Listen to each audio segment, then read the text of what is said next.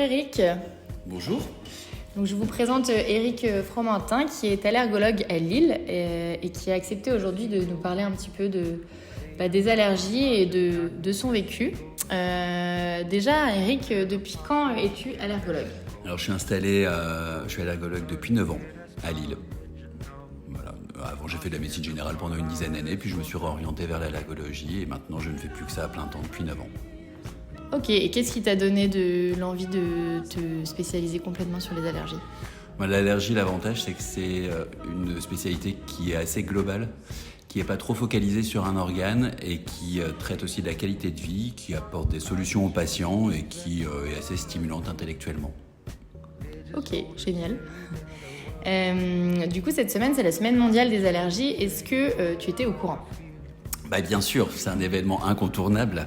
On a des personnalités dans l'allergologie en France qui sont assez investies dans la semaine mondiale de l'allergie et qui ont préparé tout un programme de formation, d'information pour les patients, pour le grand public notamment, sur le terme de l'anaphylaxie. C'est beaucoup chapeauté par nos collègues du CIFAL, mais il y a des intervenants de toutes les composantes de l'allergologie en France et ça essaye de couvrir tout ce qu'il faut essayer de savoir sur les allergies et surtout sur l'anaphylaxie en particulier cette année. Ok, super intéressant. N'hésitez pas d'ailleurs à aller voir leur site, je vous mettrai le lien dans le podcast. Est-ce que du coup tu peux nous en dire un petit peu plus sur l'anaphylaxie ? Alors l'anaphylaxie c'est un peu la forme plutôt sévère de l'allergie en général et c'est vrai que quand on parle d'anaphylaxie on pense à une allergie qui va se généraliser. Donc en gros on peut avoir d'abord des symptômes qui vont être cutanés avec des plaques, avec parfois des gonflements, mais le problème de cette allergie c'est que quand elle se généralise elle peut donner des difficultés respiratoires. Alors on disait œdème de coin qu'on essaye de plus le dire, on dit œdème laryngé, c'est-à-dire qu'on n'arrive plus à parler, à respirer. On peut avoir une crise d'asthme, pareil avec des difficultés respiratoires.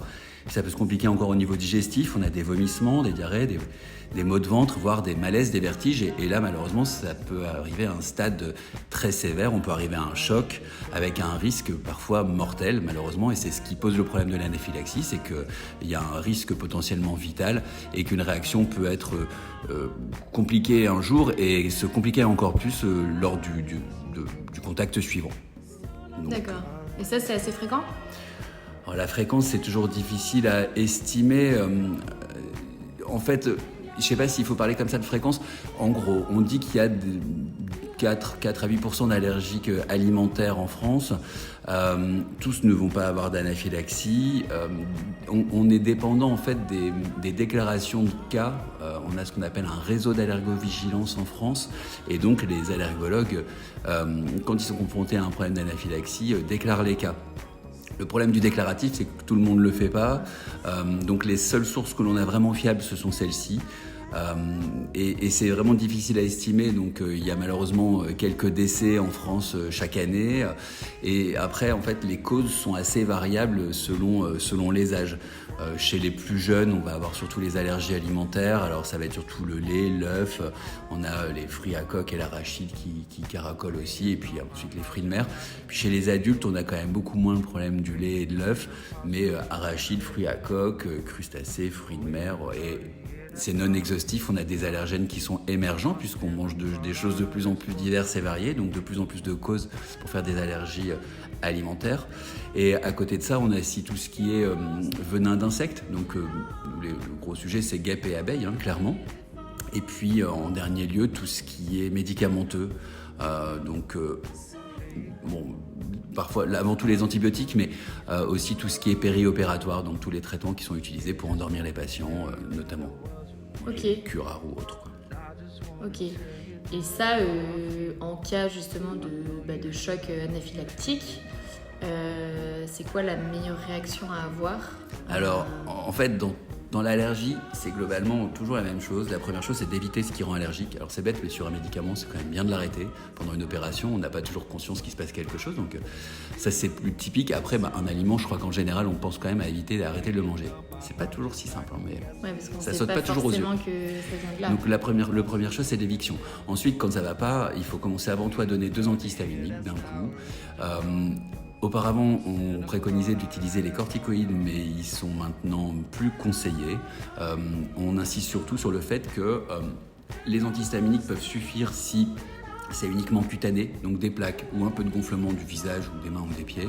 Si ça s'emballe et qu'en plus on a du mal à respirer ou à parler, donc une gêne respiratoire, soit parce qu'on a l'impression d'étrangler ou bien une crise d'asthme, ou bien des soucis digestifs, ou des malaises, des vertiges, bref, quand ça se généralise, on utilise le stylo auto-injecteur d'adrénaline. En fait, c'est une piqûre d'adrénaline. Avec un stylo, on fait une injection avec un stylo qui est à usage unique et qui se déclenche tout seul, quand on appuie sur la cuisse, et qui permet d'améliorer le problème en quelques minutes. Enfin, c'est vraiment un traitement qui est magique. Donc, et après, on va quand même faire un tour à l'hôpital.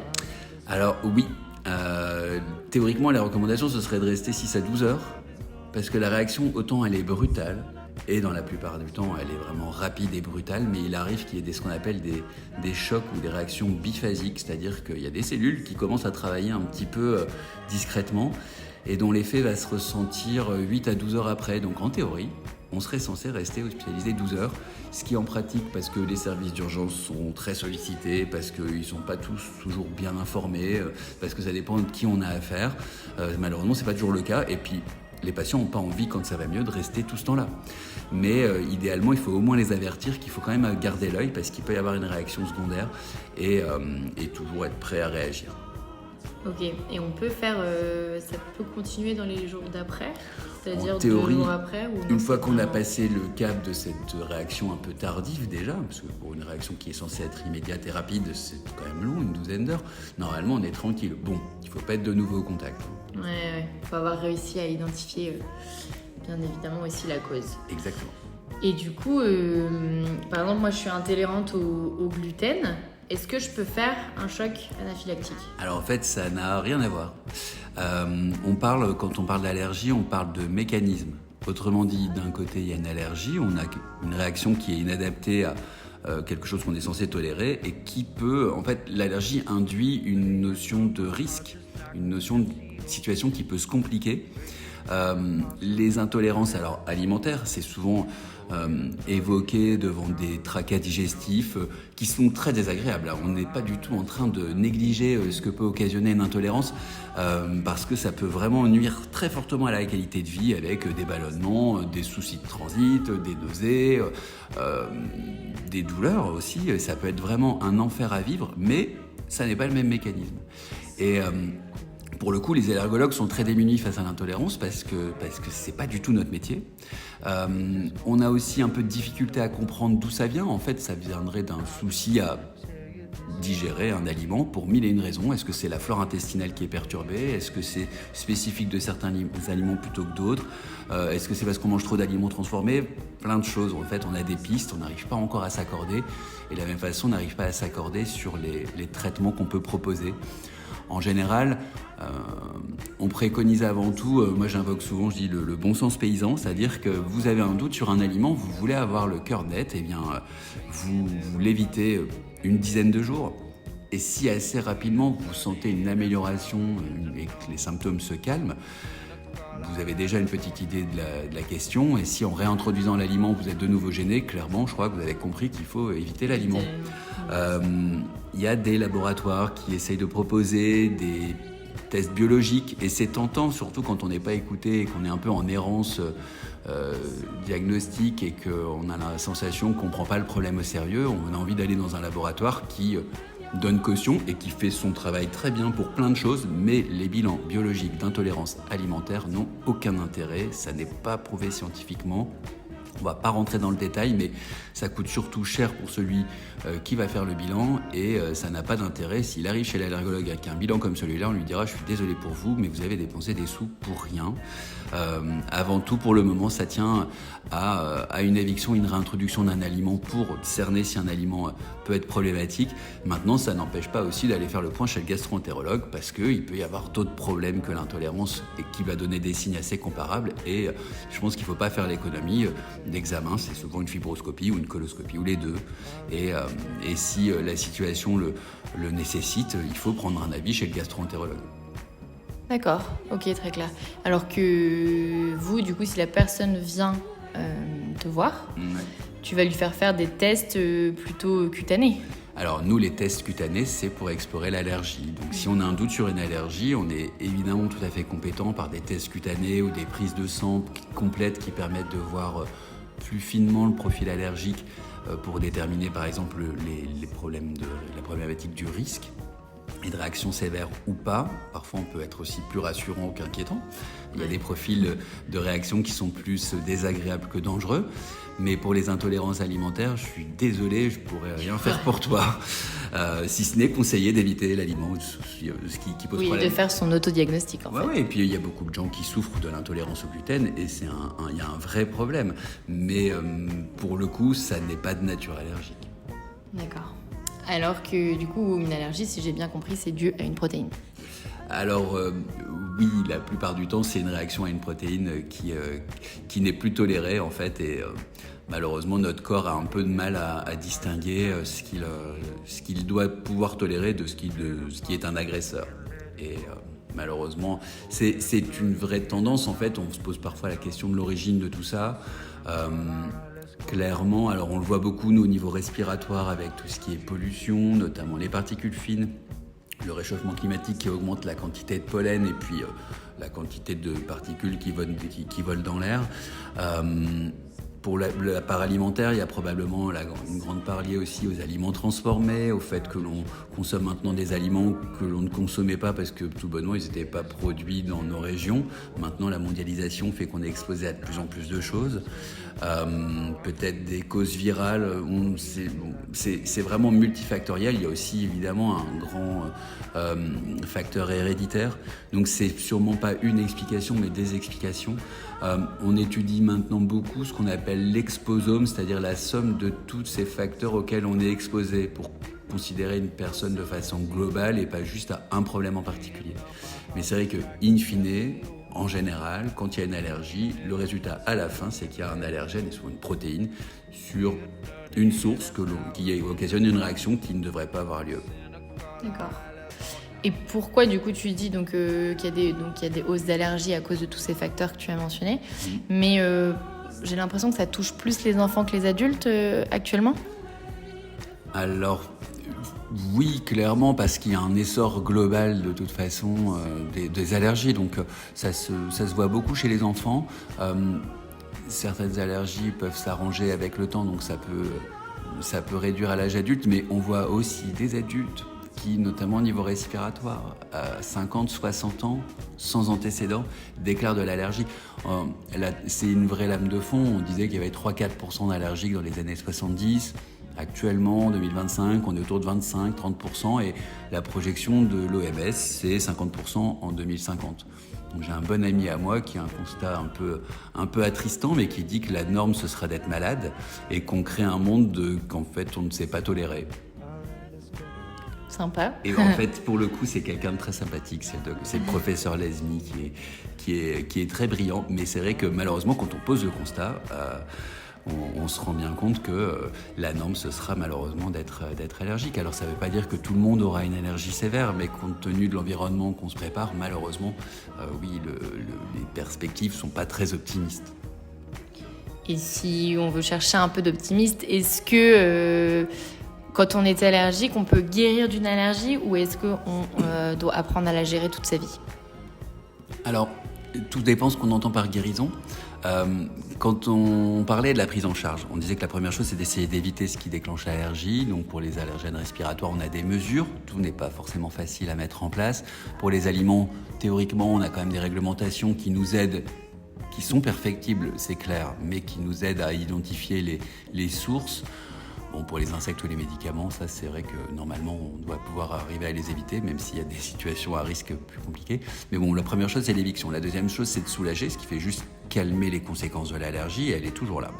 On peut aller s'attaquer à l'origine du problème, et là selon les différents types d'allergies, on ne parle pas exactement de la même façon, mais de la même chose, mais globalement c'est ce qu'on appelle l'immunothérapie.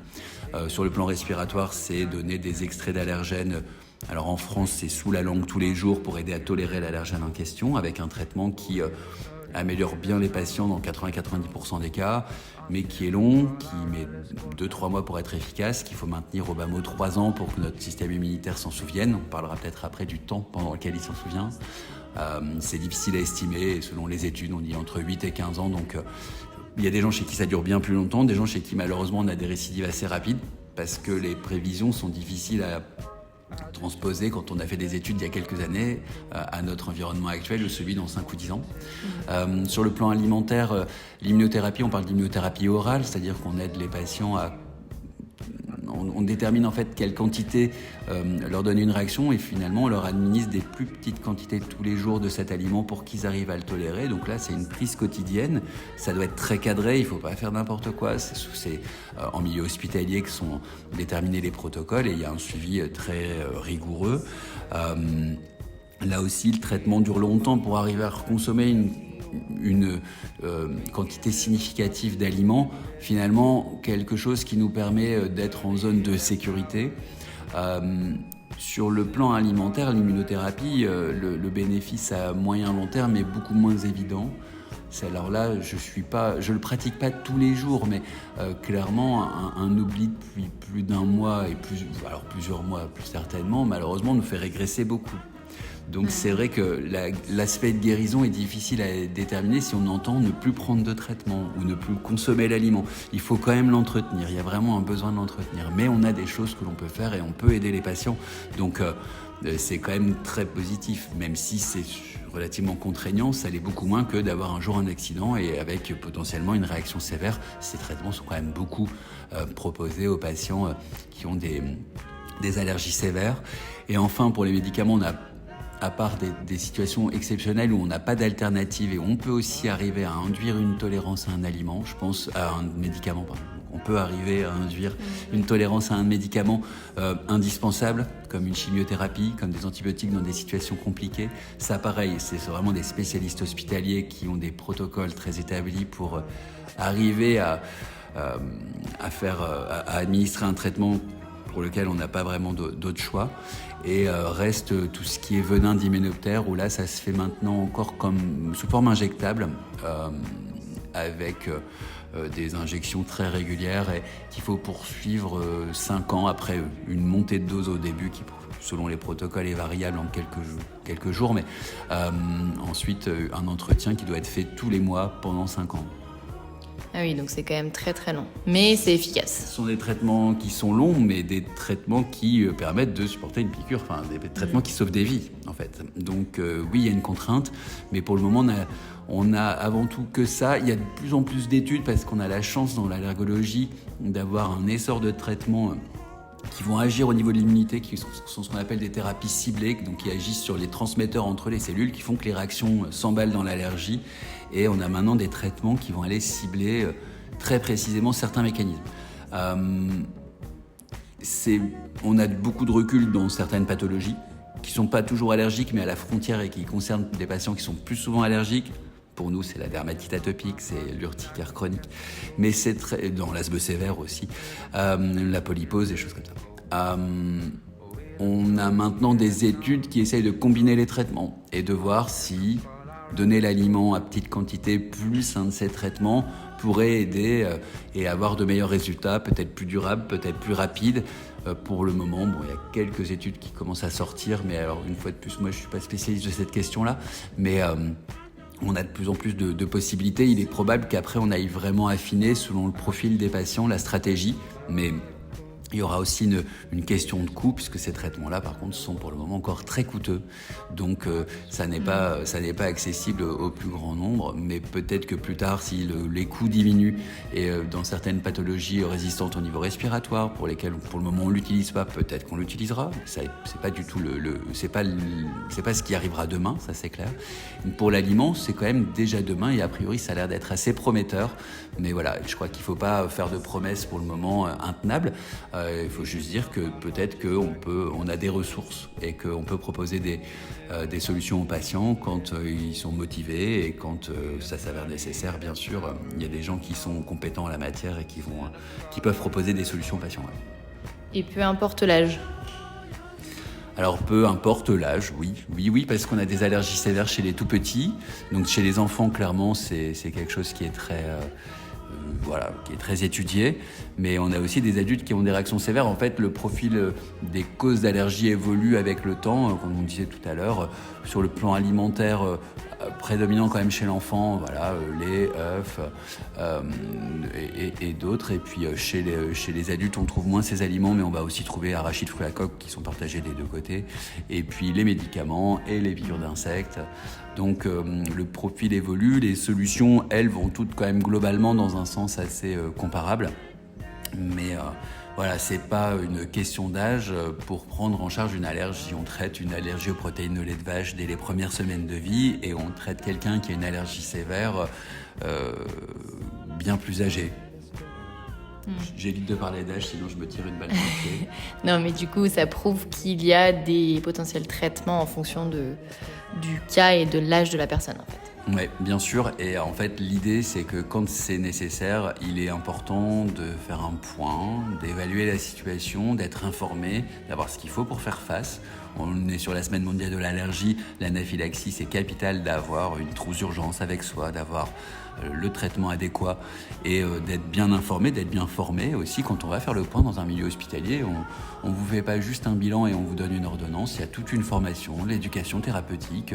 On parle d'éviction des aliments. Il faut savoir que la plupart du temps, quand il est mentionné simplement peut contenir ou trace de, ce sont des mentions qui n'ont pas vraiment de valeur légale et on peut consommer l'aliment. Donc, c'est une contrainte, mais plus on est informé, plus on peut s'adapter à cette contrainte. Et au-delà de ça, on a des solutions personnalisées. C'est vraiment le mot, je pense qu'on personnalise au maximum la prise en charge pour trouver le bon traitement pour la bonne personne.